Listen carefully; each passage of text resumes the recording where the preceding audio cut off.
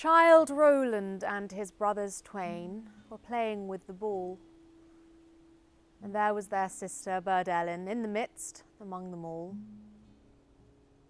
Childe Rowland kicked it with his foot and dropped it with his knee. He threw it over about the church. Into the sky he made it knee. Burd round about the church to seek the ball is gone. And long they waited, and longer still. She came not back again. The brothers seeked Burd east and west, o'er west and west and east. But Burd was nowhere to be found. Did you say Burd went right? Left-hand wise round the church? Widdershins. Against time, against nature. The feeling of hair rising on your arms. Rowland and his brothers were creatures of logic. They lived in a world of straight angles, and true, of parallel lines, and equations that always equal. Burd belonged to a questioning mind, and that question can sometimes lead you in danger. The mother's grief was terrible. The desperation, the fruitlessness, every knock at a door was a hope. Every time she saw a stranger or the back of a neck, she thought perhaps this time, and yet not. The brothers couldn't take it. The eldest brother sought out the wizard Merlin and begged him, implored him to tell him where Burd had gone and what to do to save her, to bring her home, to bring her back to their mother. The wizard told him many things, and when he returned home that night, he refused to relay any to the second brother and Childe Rowland. 3 days later, he left and did not return again. The second brother grew desperate too. He, again, like his brother, he went to the wizard Merlin and asked him, begged him to tell him what to do, how to save both his eldest brother and their darling sister, Burd The wizard Merlin did so, and so the second brother left, vanished, and never returned. Childe Rowland was growing impatient. He too wanted to go to the wizard Merlin to ask, to beg, to plead. Childe Rowland's grief and guilt was split 2 ways. But to the wizard Merlin he went and begged and pleaded. And the wizard Merlin told Childe Rowland that Burd was in elfland, that when she ran round the church, she ran widdershins against time, against nature, against fate. When you run widdershins round a church, the king of elfland comes and snatches you. The king of elfland. How? How do I return them? How do I find them again? How do I rescue my sister and my brothers? Childe Rowland asked. That is a dangerous quest, my son, said the wizard Merlin. Only the bravest man in Christendom could ever hope to go to elfland and return yet again. Childe Rowland pleaded and begged. The wizard Merlin was reluctant. He knew the mother's grief. He knew what he'd be taking away if he gave this knowledge, but Childe Rowland persisted. And so the wizard gave in. He told him the route to elfland and warned him of very important things, 3 very important elements. First, that you should take no food and no drink. If you accept any offer of help, any offer of assistance from anyone who you meet, you will be trapped forever. Second, you must cut off the head of anyone who you meet in your path, anyone who speaks to you, without hesitation, without deviation. Finally, that Elfland is a strange place, a mirrored space. In Elfland, things are opposite, things are different, and so widdershins might be good luck there. Perhaps looking in the mirror sometimes helps. Beware of what you perceive. He left immediately, left and journeyed east, east and east, southeast, southwest, over land and sea, over storm and hurling clouds, through mountains and through snowfall, over running brooks and roaring rivers, through avalanches and people, strange and yet honest, true and yet different. Finally, he found his way, half through luck, half through chance, half through grim determination, to the borders of this strange land, this elf land, the one that Merlin had told him of. The first person he met in this strange new land was a lumberjack, 16 years old, just learning his trade. Childe Rowland was lost and asked him, "How do I find the King of Elfland?" The lumberjack pointed him on his path and told him to stay straight and true, and smiled and offered him to share with his paltry meal that evening. Childe Rowland cut off his head. Blood spattered the forest floor, sunlit, sun-dappled. The second person he met was an old widow. It was a beautiful plain this time. He had travelled for a few days. In the distance he saw a turreted hill, or was it rounded? He forgets now and then. He asked the widow as well, "Where do I find the King of Elfland?" The widow told him, "Head towards that hill, that great tor. Follow the channels, follow the arcing, spiralled path up and up.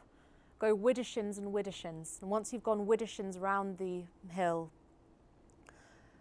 cry, 'Help me, let me come in.'" Childe Rowland thanked her gratefully for the help and almost goes, and then remembers Merlin's promises. With his great sword, he turned around, and as she was hobbling away, he cut off her head. So Childe Rowland continued. He reached the great tor and continued up and up around the spiralling, twisting path of grass, going widdershins and widdershins and widdershins again. Finally cried, help me and let me come in." And the doorway opened. Childe Rowland stepped through and was greeted with darkness. The door slammed shut, and slowly as eyes adjusted, he found himself in an earthen tunnel, beautiful in its way.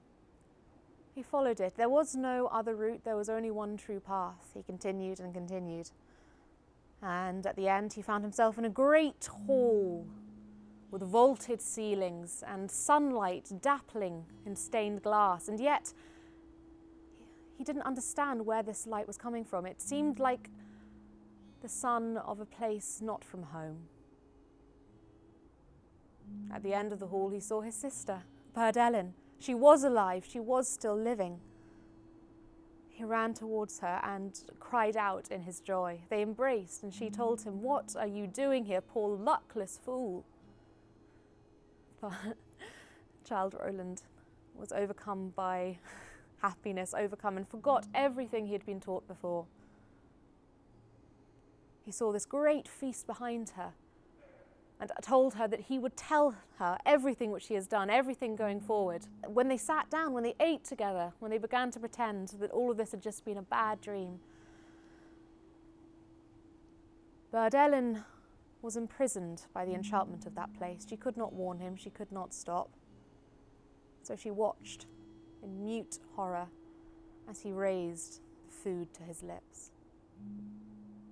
At the last moment, the memory, the flash of recognition came back, and he flung the drumstick from his mouth. It made a dull thud as it rolled across the floor, and in horror he realised the wizard Merlin's other great stipulation: not to see everything you perceive, not to trust images, and to cut off the head of anyone you meet. Childe Rowland raised his great sword and struck off his sister's head. In a flash, the illusion shattered. He was still in this great hall, but the light was similar, the light was normal. And behind him, a statue moved. It was his sister alive. He had broken the enchantment. They had no time at all left but to look at each other before a great thump and a roar began to come from the bowels of this great strange place. With a fee, fi, fo, and fum, I smell the blood of a Christian man. Be he dead or be he living, I'll strike him so with my hand-pan. So came the elf king in a rage, in a storm and in a whirlwind, his blade so raised. Strike then, boggle of hell, if thou darest, cried Childe Rowland. And they fought, and they fought, and they fought, and they fought. The steel clashes, the warlike cries, was like music that bent the weather of this strange place. Outside, by the bodies of those he had killed, the plants swayed, and the weather turned.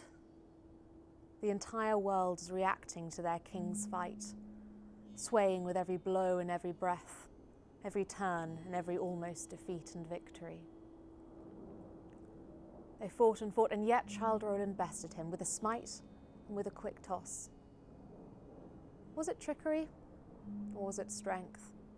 Who knows when something goes so fast? The King of Elfland was on his knees, and Childe Rowland stood, the sword raised. Peace, child.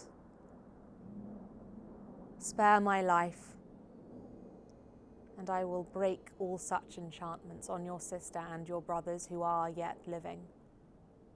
Peace, child, and I will anoint you and take you home. Peace, child, and you will have the happy ending.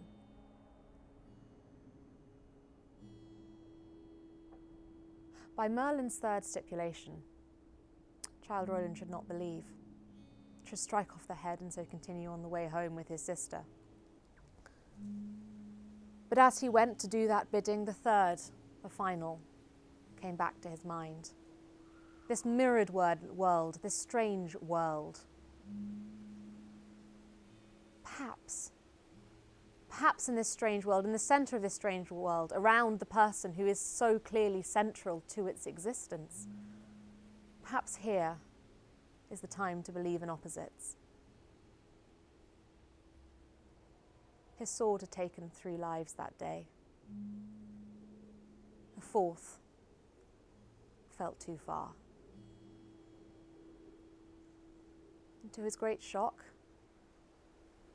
the Elf King kept his promise. The King of Elfland did exactly as he said he would. He took out a great vial of some extraordinary liquid, amber and yet gold, rose and yet blush. He anointed Childe Rowland on his forehead and on his lips and on his chest, and then turned to Burd and did the same. He then turned to 2 half-remembered, half-forgotten statues in the background, and similarly anointed the head, the heart, the lips. The brothers broke free, and before they could do more than stare at each other in blissful happiness, the entire place faded. The hillock, the tor, vanished. The land began to fold itself up, fold and fold, crease upon crease, and slowly began to disappear from their vision. They found themselves on the road home, a couple of miles away from their mother. Breaking into runs, they realised how close they were to the normality again, to forgetting this entire journey. And so ran they back.